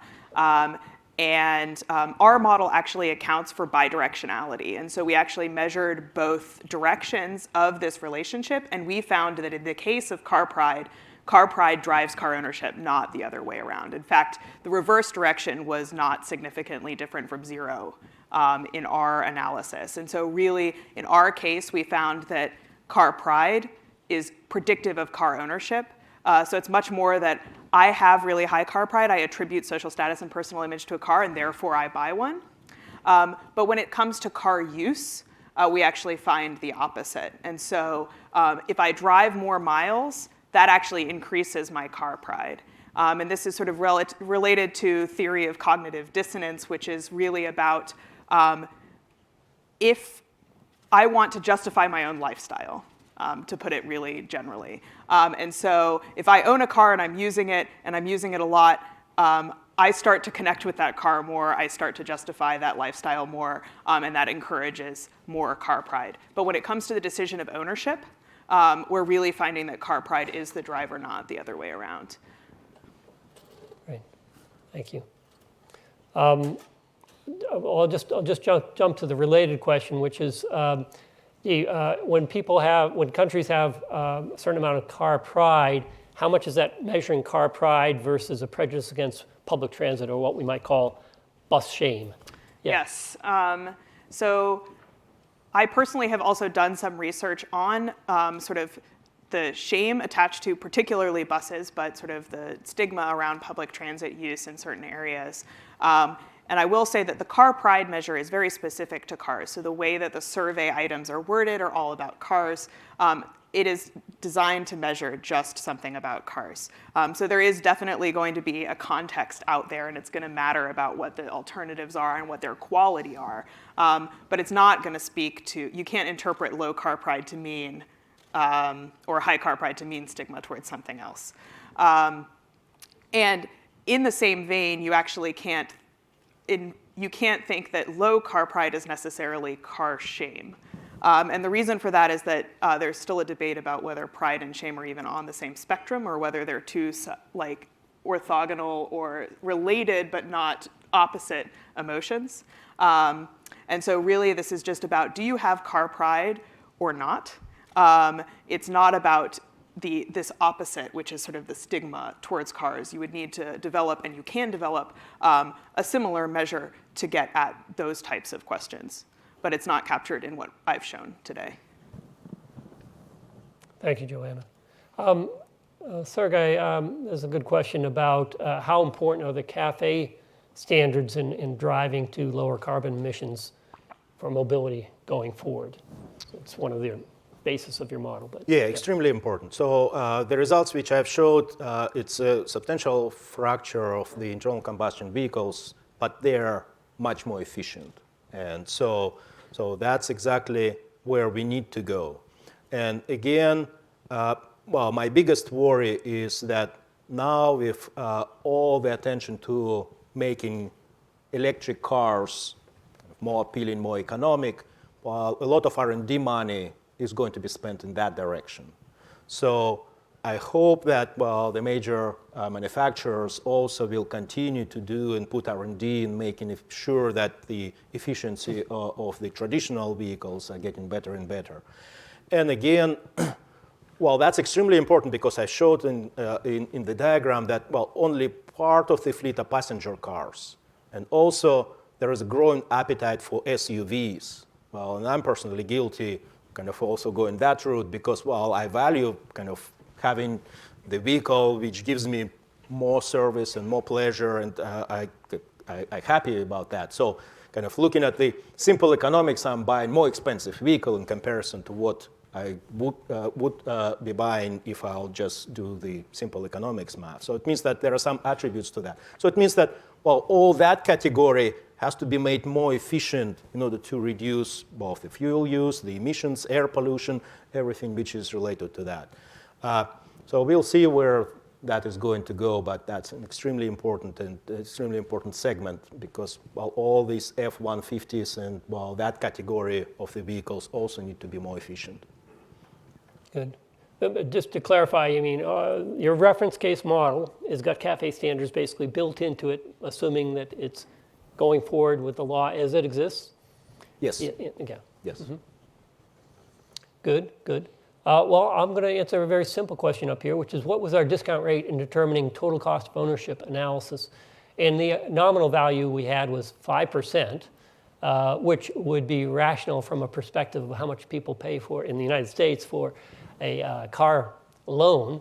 But we also recognize that the way people buy cars in the United States, they put more value on the upfront costs than in many cases, they'll put more value in the upfront costs than the future savings. And that's why our analysis on sensitivity of the total cost of ownership included a 16% discount rate because some other studies have found that people's buying behavior seems to indicate a much higher discount rate, a higher valuation of the upfront costs. And so that was one of our analysis values, and that affected total cost of ownership by about 8%, roughly. Okay, good. So a question I'm going to put to Lisa is regarding in China, they've got new energy vehicle mandates versus the subsidies. And so the question here is how much of the current volatility in the market in China could be related to these different policies? And just be clear, we're not, say, China policy market experts, but I still would love to hear Lisa's answer. So based on our China-specific fleet model, we found out that the current Chinese car market is still very sensitive to the people income and car price, and like we call that car affordability. So when a dual credit scheme mandate being enforced in the Chinese market, we can expect that there are more and more BEV or PHEV forced into the sales mix, which would further increase the average car price in the market. Because as I just mentioned, the income level in China is still a very sensitive factor. So we expect that this mandate will increase the average car price in the China and further reduce the private motorization rate in the next 5 years to 10 years. Yeah. Okay. There's a good question here about the interrelationship between battery electric vehicle as well as a hybrid electric vehicle, plug-in hybrid rather, in terms of potentially peak shaving on the electric grid. And this has all to do with timing. When do you charge? And the way I like to look at it is the question of, can batteries be battery electric vehicles, can they be part of the solution or part of the problem when it comes to the electric grid? That is, as we go to more and more renewable energy in the electric grid, it makes it more and more difficult to manage the balance between supply and demand. And some people's view is, well, the battery electric vehicles can be part of the solution by charging at the right time of the day. And then the other perspective is, well, battery vehicle owners, if they expect to charge when they want to charge, when they get home at 5 o'clock, or when they're on the road and they want to do a fast charge, then they could be part of the problem. And so I would say, first of all, that within our study, we did not dig into that, but my colleagues at the MIT Energy Initiative have a center called the Electric Power Systems Center, which is another low carbon energy center at MIT. And they look at a lot of the issues of timing of, that is, both the issues of putting more renewables into the grid as well as the timing of demand. And so that group actually does a very nice job of looking at that granularity regarding supply and demand in the grid.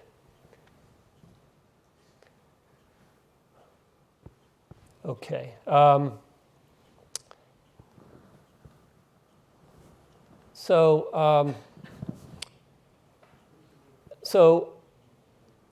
one of the questions is about the infrastructure challenges for fueling new vehicle types.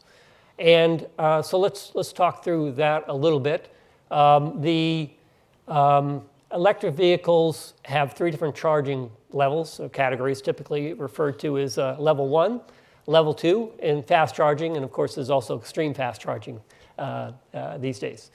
And the number of charge points out there now in the United States and China and Europe is very large and growing.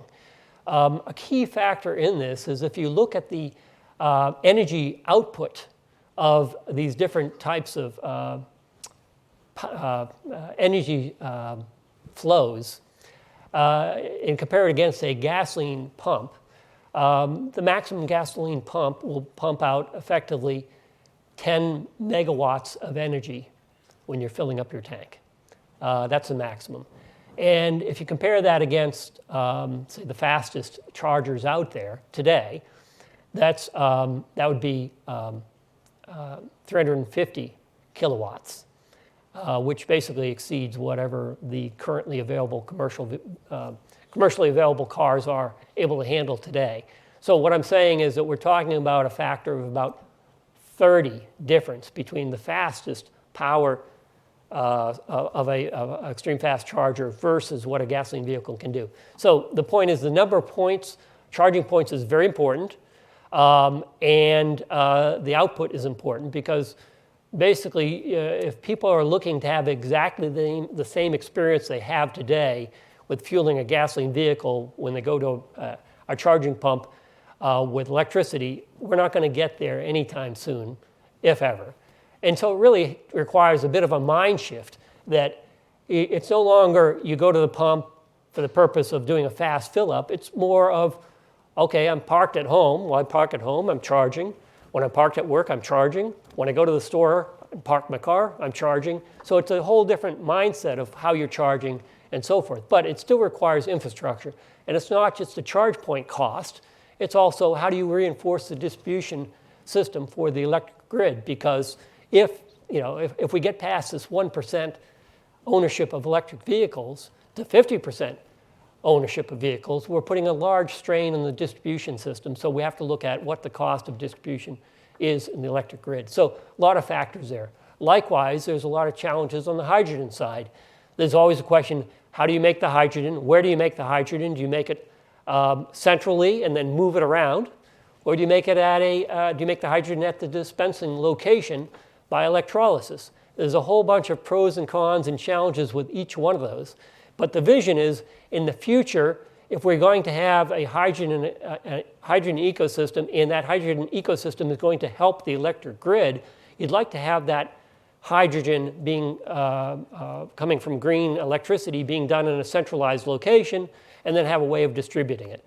So there are infrastructure challenges in moving the hydrogen around, as well as the cost of each of those hydrogen fueling stations. These are all problems that are being tackled by academia, government research, government policy, and of course, industry is very much involved with tackling all these different types of problems.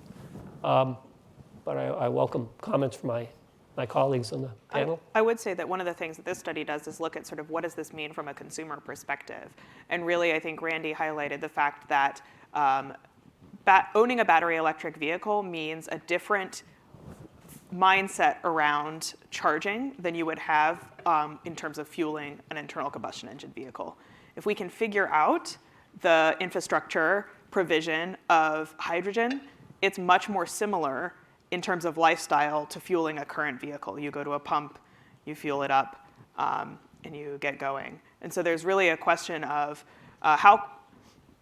if battery electric vehicles have this sort of jump start, are sort of on the market now, there are many more models on the market now, how quickly are consumers going to be willing to sort of learn how to change their day to integrate charging of their vehicle in their sort of travel, in their routine? Or are they not going to be willing to do that? And I think that one of the other issues is that currently, Randy said, over 80% of charge for battery electric vehicles owned today comes from home charging. Not everyone has the ability to charge at home. There are a lot of people that rent. There are a lot of people that live in areas where they don't have a dedicated off-street parking spot where they can install a home charger. And that's going to limit battery electric vehicle adoption unless there is a much broader rollout of public charging infrastructure to satisfy the needs of those types of consumers. Great. I'm going to finish with one last question for Joanna. It has been mentioned that we have a new mobility systems center that it goes with scope beyond what we took on with the Mobility of the Future study. So, Joanna, could you please tell us about the 4 new areas of research? Yeah. So we've just finished up this 3-year study, which was a fixed scope set of work that involved a ton of researchers, not just the 3 of us sitting up here on campus from across the Institute. And we really wanted to build on that momentum and build on that cross-disciplinary network that we've created around research in transportation and mobility. So we've started the newest Low Carbon Energy Research Center at MIT Energy Initiative focused on mobility systems. And this center has rolling projects, and it's building on the work that we've done in the study, but expanding the scope. And so we still have a focus on alternative powertrains and fuels, and we still have a focus on sort of the impacts of disruptive technologies, digitalization, and not just of the vehicles, but also of the infrastructure. But we're also expanding to include freight transportation. We're still rooted on the ground. We're still looking at ground transport, but we're looking at the movement of both passengers and goods. And we're also expanding our look into high-growth developing markets. And so really understanding that the global impacts of the transportation sector are going to come from the global south, from the really rapidly urbanizing, rapidly growing areas of the world. And so there's an increased focus in research projects in that area. And if you want to know more about the center, please come find Randy or I after the panel, and we're happy to talk to you a little bit more about where you can find more information about it. Well, our time is up. I very much appreciate all of your attendance here today, and we look forward to mingling with you at the close of this panel. So thank you for joining us.